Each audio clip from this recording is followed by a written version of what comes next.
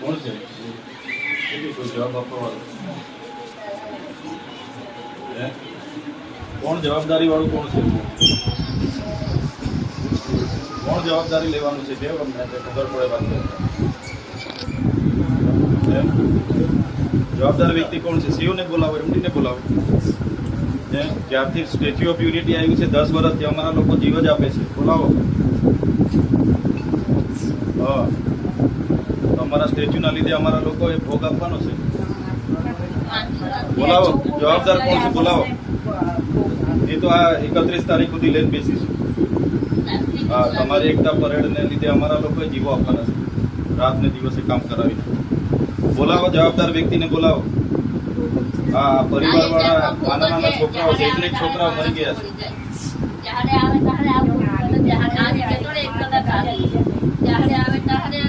પોલીસને આગળ કરીને બધી જમીનો છીનવી લીધી. અમારા લોકો મરી જાય ત્યારે કોઈ કોણ છે જવાબદાર? બોલાવો.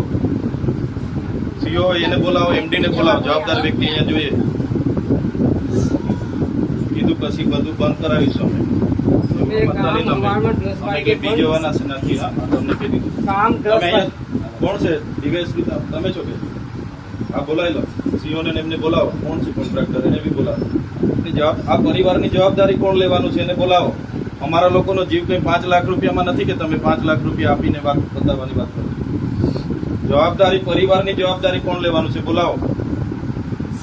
પછી આગળ બધું ચલાવજો. તમારે જે તાઇફાઓ કરવાના હોય કરો, અમને કોઈ વાંધો નથી. તમારે જેટલા પ્રોજેક્ટો કરવાના હોય કરો. અમારા લોકોના જીવ ગયા છે, જવાબદાર કોણ લેવા? કોણ જવાબદારી લેશે? પરિવારની જવાબદારી લઈ લો. ચાલો લખી આપો. કોણ લખી આપે છે? ડીવાયએસપી સાહેબ બોલાવો. જવાબદાર અધિકારીને બોલાવો. પરિવારની જવાબદારી તો લેવી પડશે ને.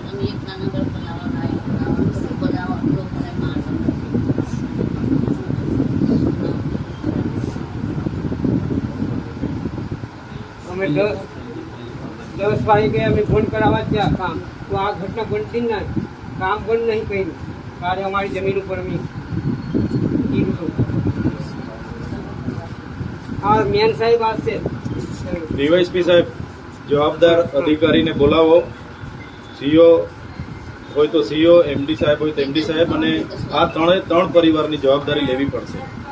હા, લેખિતમાં અમને આપો. આપ પૂછી લો એમને.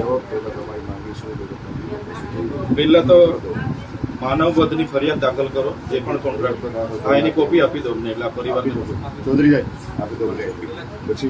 પછી પરિવારની જવાબદારી કોણ લેવાનો છે? હવે ઘટના ઘટી છે તો જવાબદારી લેવી પડશે ને. જવાબદારી એટલે માનવતાની રાહે એમના પરિવારમાં આકસ્મિક ઘટના, ચાલો આકસ્મિક ઘટના બની હશે કે જે બી હશે, માનવતાની રાહે વહીવટી તંત્ર અને પ્રશાસન એની જવાબદારી. કઈ રીતના સપોર્ટ આપો છો? ના, એટલે કઈ રીતના સપોર્ટ કઈ રીતના આપવાના છો અમને? કેમ અમને ખબર પડેલો આપણે કઈ રીતના વાત કરેલી છે કેમ અમને લેખિતમાં આપો એટલે ખબર પડે. એમને તમે માનવતાની રીતે શું વળતર આપવા માંગો છો, કે પરિવારની આજીવન જવાબદારી લેવા માંગો છો, કે પ્રશાસન શું કરવા માંગે છે તે કહો અમને. એમ એક બાજુ તો આ અબજોના કરોડોના પ્રોજેક્ટો ચાલે છે, બરાબર છે. એ જમીનો કઈ એમને એમ નથી. બધી આદિવાસીઓને તમારા જેવા પોલીસ અધિકારીઓના આગળ કરીને જ બધી છીનવી લીધી. 10 વર્ષ પહેલા અહીંયા બધું કઈ નતું. અમારા લોકોને આજે બી કટ્યા, આજે જમીનમાં થયું છે ને એના બી કટ્યા છે, ભોજો છે. કઈ રીતના તમે કામ ચાલુ કરાવી દીધું? કોણે કામ ચાલુ કરાવી દીધું? હવે લીગલ પ્રોસેસ નહીં, તમારે શું કરવા? એ બધું કરવાની જરૂર છે. એટલે તમારી બધી આ તાઇફાઓ કરવા માટે અમારા લોકોએ ભોગ આપવાનો છે કાયમ.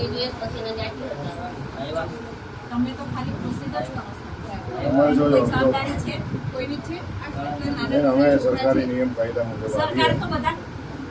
આ કોણ છે? તો એટલે સરકારી નિયમ તો અમે કોણ છે? આ બધા કોણ છે?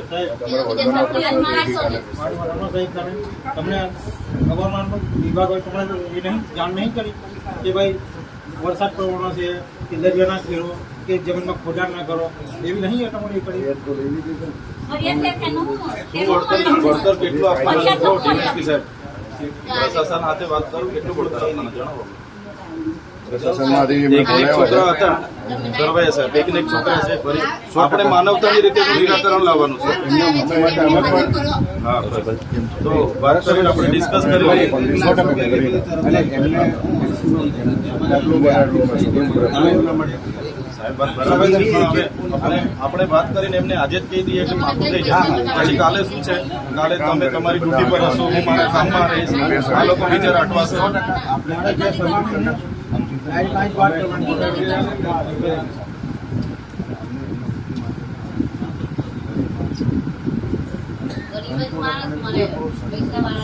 આપણે બેસીએ, કહો અમને, એમના બી 2 આગેવાનોને પછી કન્ફર્મ કરી બોલાવી લઈએ. ચોક્કસ બોલાવી લઈએ પરિવારને પરિવારમાંથી કોઈ એકને બોલાવી લઈએ. આપ અંદર આવો, બેસો બરાબર. આપ અંદર બેસો. 2 આગેવાનોને બી અહીંયા બેસો. અહીંયા ઘડી બેસીને હું વાત કરવી પડશે.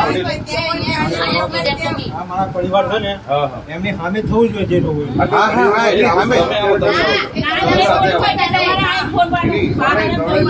તમે ત્રણેય પરિવાર સાથે આવો. ત્રણેય પરિવાર સાથે રાખો. પરિવારના 2 આગેવાનો આવો. ત્રણેય પરિવારના આગેવાનો આવો. બીજા તમે ઉભા રહો. બીજા બધા અહીંયા જ ઉભા રહો. પરિવાર વાળા જોડે 2 આગેવાનો. તમે નક્કી કરો ત્રણેય પરિવારના આપણે રોહિતભાઈના ઘરેથી 2 જણને બોલાવીએ. શૈલેષભાઈના ઘરેથી 2 આગેવાનો.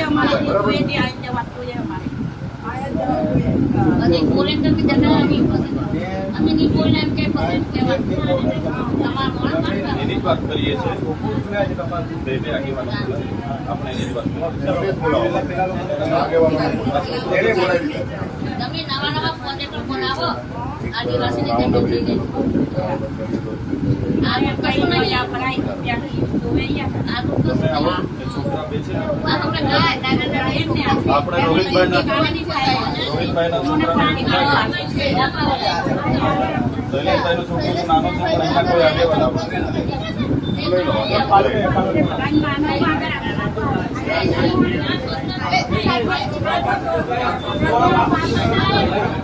બીજા થોડા સાઈડ પર રહેજો.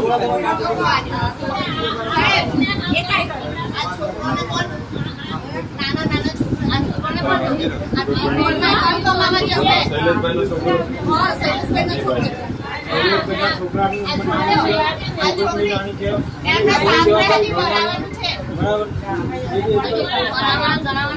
એના માટે બેસી આવો.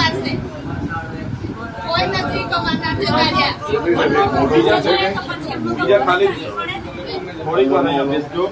અમે આ વહીવટી તંત્ર આવ્યા છે અને અમે પ્રશાસન સાથે બેસીને ચર્ચા કરીએ છીએ.